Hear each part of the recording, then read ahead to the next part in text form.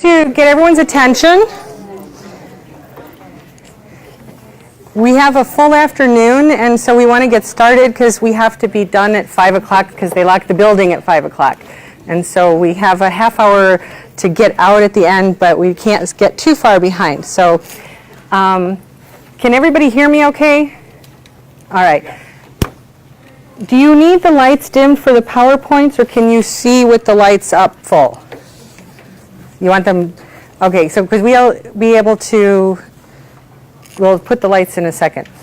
I'm Dr. Mnabe, and I am co-chair of the Illinois PANDAS PANS Council, Advisory Council, and we are very excited to have all of you here today.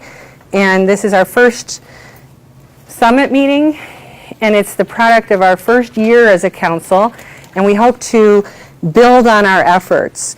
And we're very grateful that all of you have taken time from your busy schedules to come, not only to learn more, but also to participate in putting together action items and things that can be done to help promote knowledge and awareness of the problem of PANDAS and PANS and how we can further information to practitioners, to families, to educators and social workers and everybody that's involved in dealing with this problem. So all of you should have received a folder when you came in. In your folder is the description for this afternoon, as well as a copy of our annual report that went to the legislation that is the basis of what we've done this year and also has direction for the future. So if someone could dim the lights in the two sections for me.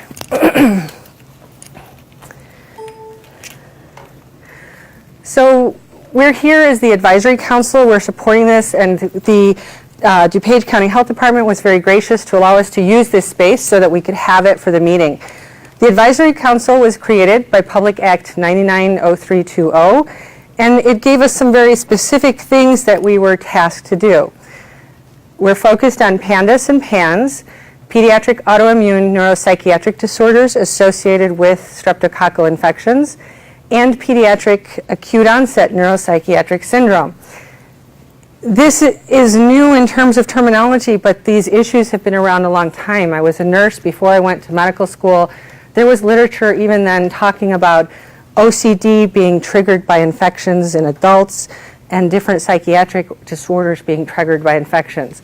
And so some of the things that seem new have been around a long time. We're just learning how to identify it, and we're being able to treat it in better ways. Many, many hours of hard work have gone into getting to this point, and a lot of individuals have been involved. And we want to acknowledge and thank our legislators that have been sponsors of the acts that led to the creation of the council, because they put their time and effort in, and that we have some certificates that we'll be sending out to them to acknowledge their work. And we had several Senate sponsors as well as House sponsors: Senator Thomas Cullerton, Pamela Altoff, Jennifer Pertino-Tarrant, Julie A. Morrison, Andy Menard, Donnie Trotter, and then the House sponsors were Deb Conroy, Laura Fine, Letessa Wallace, Patricia Bellock, Robin Gable, Francis N. Hurley, Kathleen Willis, Stephanie Kifowit, Cynthia Soto, Sue Scherer, Daniel Beezer, and Michael McAuliffe. And so for those of you that are in those different areas, it's always a nice thing to tell them thanks for their work and to let them know you appreciate the efforts they've gone to for helping support these issues. We also have the council members, and those of you that are here that are on the Advisory Council, if you could just stand up and I just say who you are, wave your hand so everybody knows who's a council member. Why don't we start over here? Far. Just tell us who you are. Hi, Jessica Burrs with the Illinois State Board of Education. I'm Katie Casey, school nurse, Illinois Association of School Nurses. I'm Pam Campbell. I'm a child psychiatrist at Southern Illinois University. I'm Tiffany Chiminero. I'm a licensed clinical social worker. I'm Kate Dre, a PANDAS parent and part of PAS. Dr. Natalie Lambeja, German co-chair. And I'm Wendy Navarro. I'm a family advocate for PANDAS PANS advocacy and support. And so these people have put in many hours, and we also have several council members that weren't able to be here today who are also actively involved in this. And many of them are giving up their own time. They give up their vacation days from work. They give up work days to be able to do this work. And so we really owe them a debt of gratitude for being able to make those sacrifices to help our children and families in Illinois. I think we need to give a special thanks to the families that are going to share their experiences today. That will come a little bit later, Mike RBC and Kate Drury's family. And then a special thanks to Dr. Kovacevic because he stepped in the last minute. Dr. Sweeto was going to be our keynote speaker, however, she has a serious family illness and was unable to be here. And so also to Dr. Sweeto for her relentless commitment to finding answers in spite of adversity. And I think that goes for Dr. Kovacevic and any of the cutting edge leaders in treating and in pioneering help for kids and families who have problems that are outside of the box, that there is no answer for. Because the tradition in medicine is when something happens that's new, typically the leaders are ostracized and considered outliers. And so those are very brave individuals who actually pave the way for new treatments and new help. So it's the hard work of the council members that have got us here today. And as I mentioned, many make a significant sacrifice in the time and effort put into this. The thing we all have to remember is in Illinois, we're on a negative budget. So anything we're doing is budget neutral. And things that entail expense has often been donated or done by the part of our members. And so as we work on action items today, remember we need to do things that we can do with our efforts that aren't going to entail a major budget or with somebody who's willing to contribute whatever is needed. So the purpose of the council is highlighted in red: to advise the Director of Public Health on research, on diagnosis, treatment, and education relating to the disorder and syndrome of PANDAS and PANS. And so that's our primary purpose. And we have some specific divisions, and our work groups are kind of divided into those areas. We have our first annual report as stated in the statute. We need to develop and get information regarding practice guidelines, standards of care for the diagnosis and treatment of the disorder and syndrome. We need to come up with mechanisms to increase clinical awareness and education regarding the disorder and syndrome among physicians, including pediatricians, school-based health centers, and providers of mental health services, as well as anyone else who comes across those individuals. The third is outreach to educators and parents to increase awareness of the disorder and syndrome. And then the last part is developing a network of volunteer experts on diagnosing and treating, and assisting in education and outreach of those people. So the annual report identifies council members, our commission, understanding PANDAS PANS. It goes through the epidemiology and a little history, the burden in Illinois, standard diagnostic treatment guidelines, increasing clinical awareness, outreach, a network of experts, and our future recommendations. I'm just going to highlight a few points. The epidemiology is peak age of onset, 6.5 years, and all the references for these are in the report. Boys outnumber girls approximately 2 to 1. 1 in 250 children have impairing symptoms, and this is estimates from clinic populations. 10% of 5 to 10% of grade school children have observable GAS-related neurologic and behavioral symptoms. That's a large percentage, and it's too many. The clinical presentation, PANDAS and PANS are defined by an unusually abrupt onset of OCD or eating restrictions, anorexia. There's comorbidity present in all children, with most having symptoms in at least 4 categories. Now, the thing to remember is when something is emerging or being defined for the purpose of research, the definition has to be very, very rigid and very, very narrow. Otherwise, there's very difficult times in getting any kind of information in a research project. The reality is you have a full spectrum of people that fall outside of that very narrow definition who have other confounding factors, which makes it much more difficult to identify, and the treatments become much more challenging. The other areas that present as symptoms include anxiety, emotional lability and or depression, irritability, aggression, and which makes it even more challenging because you can't tell that the kid sitting next to them was exposed to strep, is fighting it, and not actually sick. Your child or the neighbor child is sitting there exposed, they get a relapse and an exacerbation, and you can't figure out where or why it came from. So it makes it very challenging. Clinical management, early recognition, I think, is critical. Our focus right now is treatment and what's working, but the other piece that needs to be addressed, and I want you all to have in your minds, is can we identify who's at risk? Can we prevent it at some point? Is there something we can do to catch the kids to keep them from ever getting it? Early treatment often involves antibiotics. There can be immunomodulatory therapies, steroids, IVIG for later cases, and therapeutic plasmapheresis. We don't really know the full incidence in Illinois and really in the country. It's difficult to measure because not everyone is identifying it. From pediatricians in practice, some believe it's 1% to 2% of the pediatric practice or population. The PANDAS network has estimates of 1 in 200 children.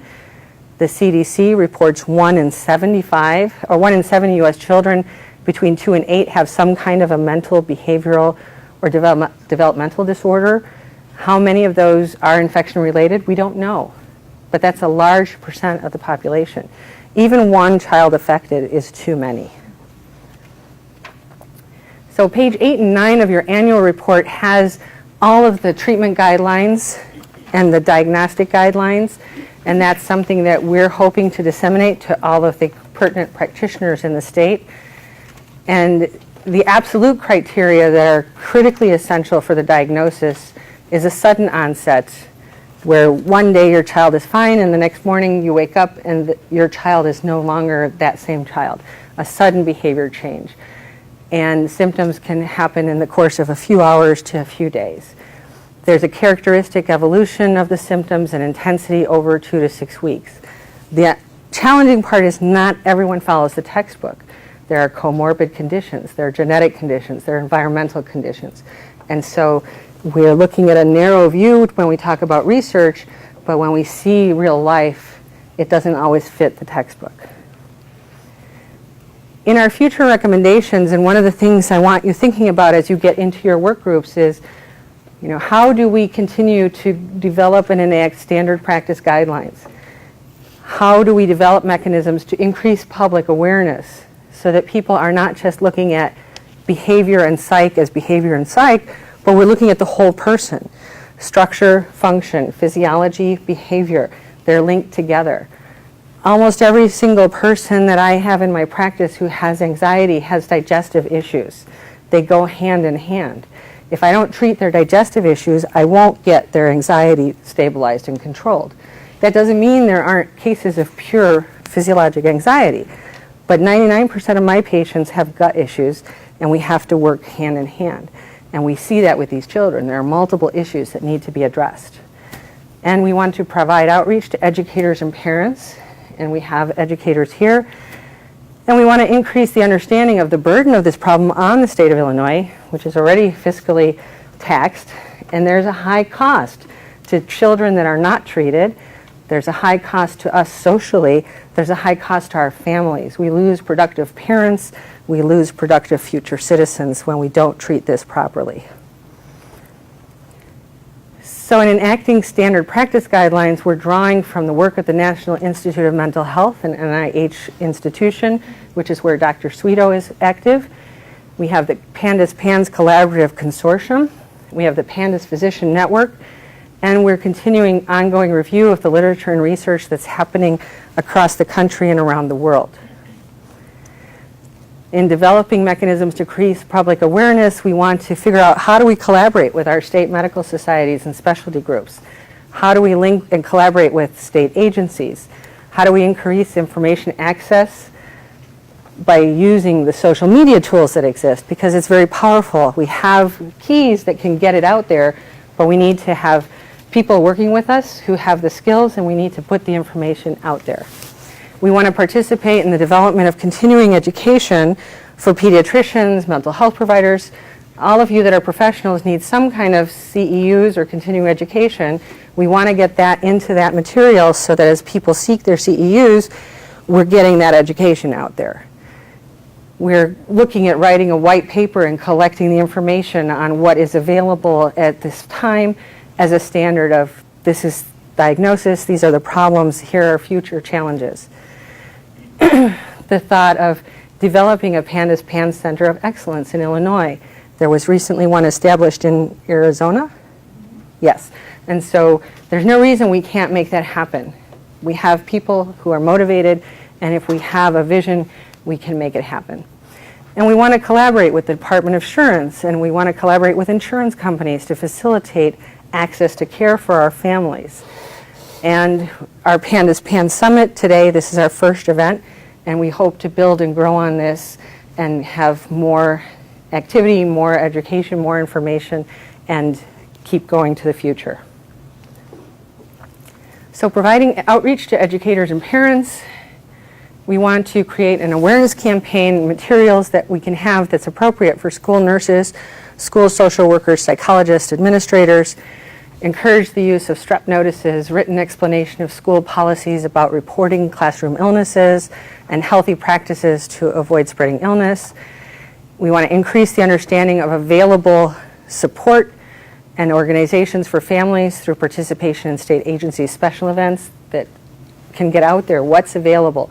Often people don't know the resources available to them. And we have the Illinois Virtual Education representative here. I had no clue that that existed. And so that's a resource that I know several patients could have benefited from, and I wasn't even aware of that resource. So we're all learning all the time of what's available for us.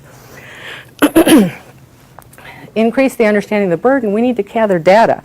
That may mean maybe we can collaborate with an insurance company to say we're going to swab every third grader and see how many kids are carrying strep, or we're going to set up a certain program with Walgreens with their walk-in clinics and collect data of how much strep throat comes through and what the behaviors are. We have different systems in place that are ready to tap into if we design a program and connect with those resources. So the problem is there's challenges to change. Medicine is very, very slow to change. One of the examples is hand washing and Semmelweis. He was ostracized for something as simple as saying if we wash our hands and clean them, the patients aren't going to die.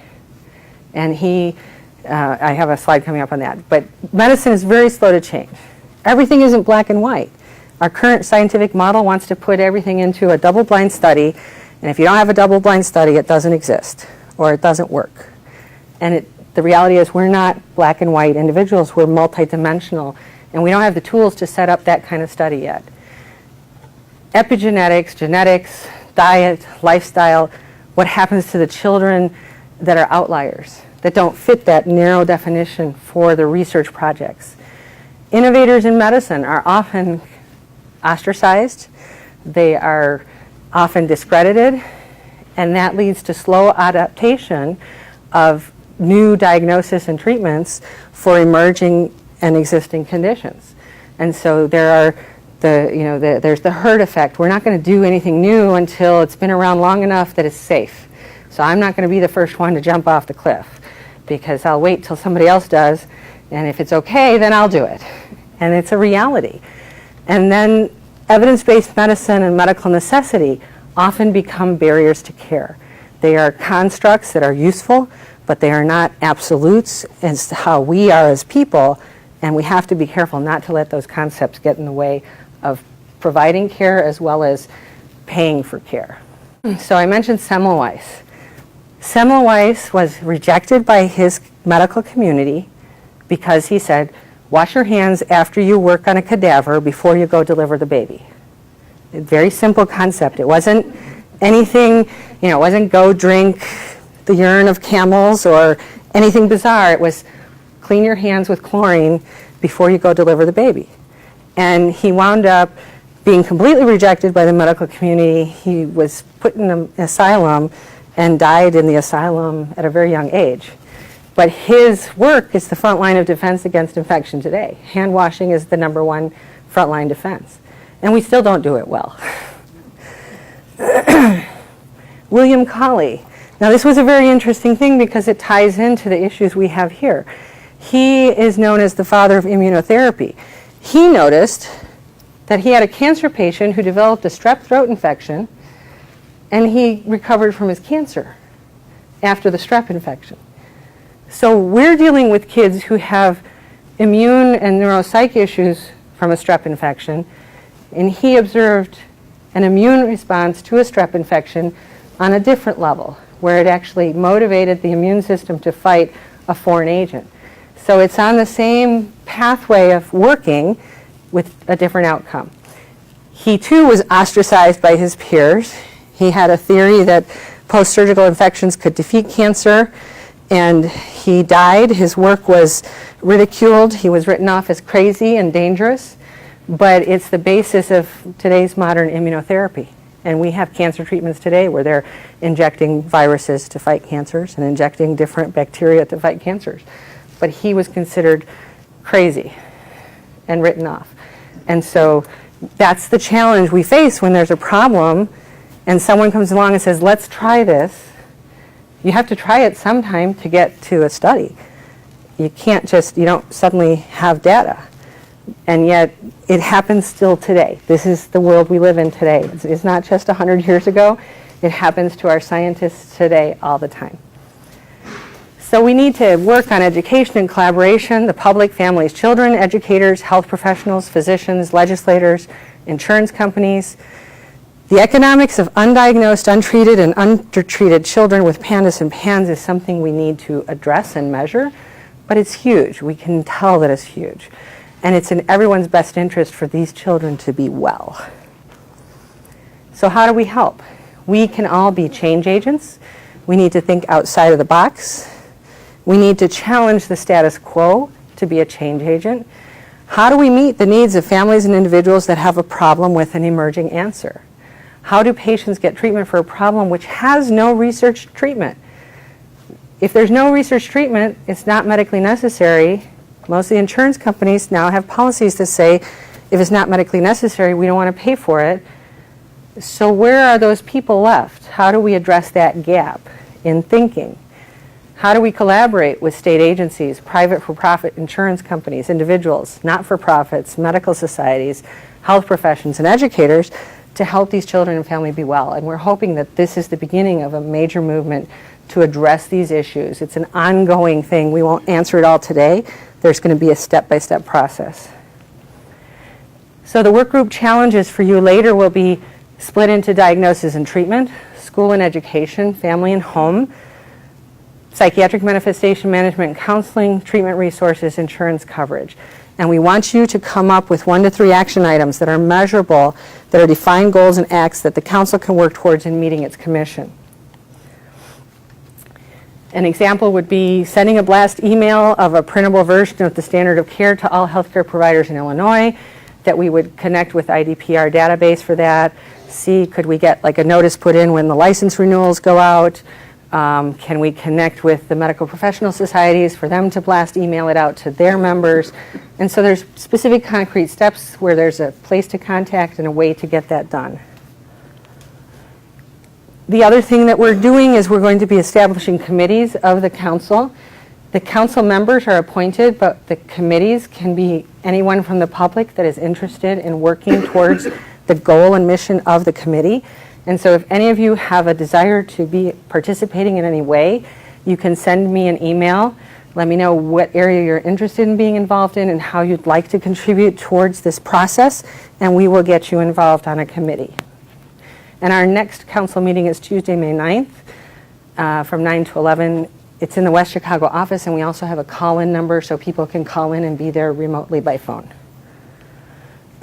So where are we? We're at the bottom of the cliff right now, and we're starting to actually put together a clinic to help people who fall off the cliff. We're at the tertiary level. What we need to do is figure out who's at risk for falling off the cliff, and how do we help them not fall off the cliff. We do need to help those that fall off the cliff heal and repair, And that's the treatments we're looking at, the IVIG and the plasmapheresis and the things that are showing help. But we got to also get it so we don't go that far. In the long term, it's more cost effective and less traumatic to children and families if we can prevent it than if we wait till they need IVIG.